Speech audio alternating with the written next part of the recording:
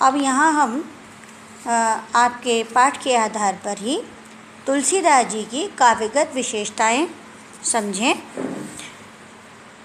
तुलसी के काव्य का एक ही विषय है मर्यादा पुरुषोत्तम राम की भक्ति। उनके राम शक्तिशील और सौंदर्य के अवतार हैं। उन्होंने रामचरितमानस में राम के संपूर्ण जीवन की झांकी प्रस्तुत की है। तुलसीदास जी को ब्रज तथा अवधि पर समान अधिकार प्राप्त है, लेकिन रामचरितमानस की रचना उन्होंने अवधि भाषा में की है।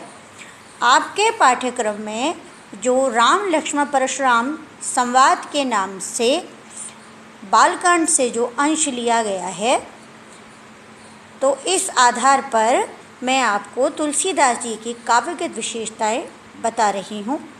रामचरितमानस तुलसीदास कृत महाकाव्य है, जिसे उन्होंने अवधि भाषा में लिखा है।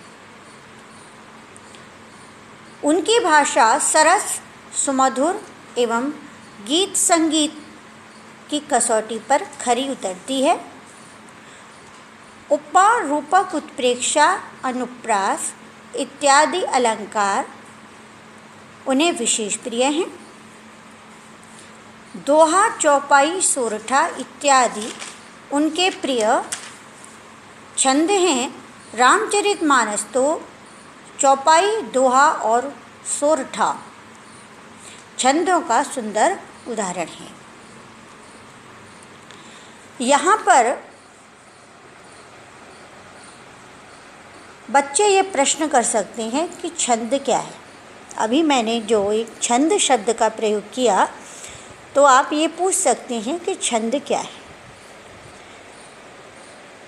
वर्तमान समय में जो कविता की जाती हैं, जो रचनाएं होती हैं, वो इतनी सरल और सुगम होती हैं कि कोई भी उन्हें आसानी से पढ़ और समझ सकता है, क्योंकि वे रचनाएं व्याकरण के नियमों में बंधी हुई नहीं होती।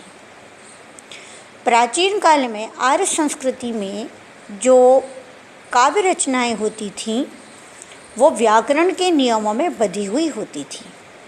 तो व्याकरण के नियमों में बंधी हुई काव्य रचना को छंद कहते हैं। तो दोहा, चौपाई, सोरठा, सवैया ये सब ऐसे ही छंद हैं जो व्याकरण के नियमों में बंधे हुए हैं।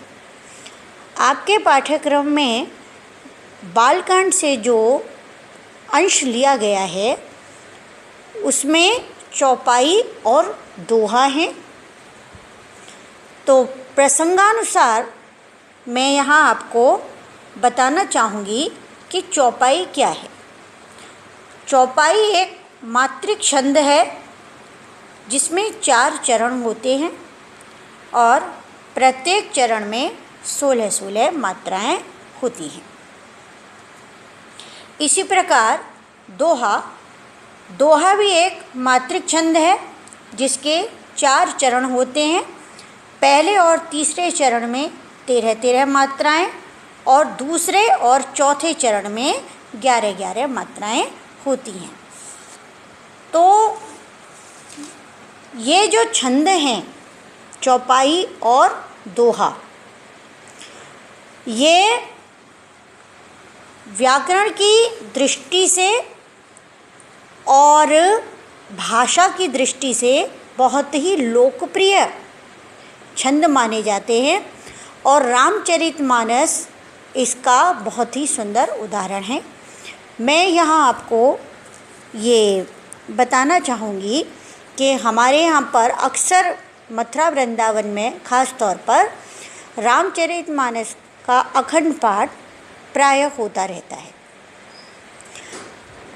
तो मैं छात्रों से ये कहना चाहूँगी, ये आपकी एक एक्टिविटी है कि आपके घरों में आपके दादा दादी या आपके माता पिता या और भी बड़े बुज़ुर्ग जो भी हैं, उनसे आप रामचरितमानस का ग्रंथ खोल करके उसमें से कोई भी कांड ले लीजिए या बालकांड को ही खोल लीजिए और चौपाई गायन और दोहा गायन की विधि को सीखें और उनका गायन करें, उनका अभ्यास करें।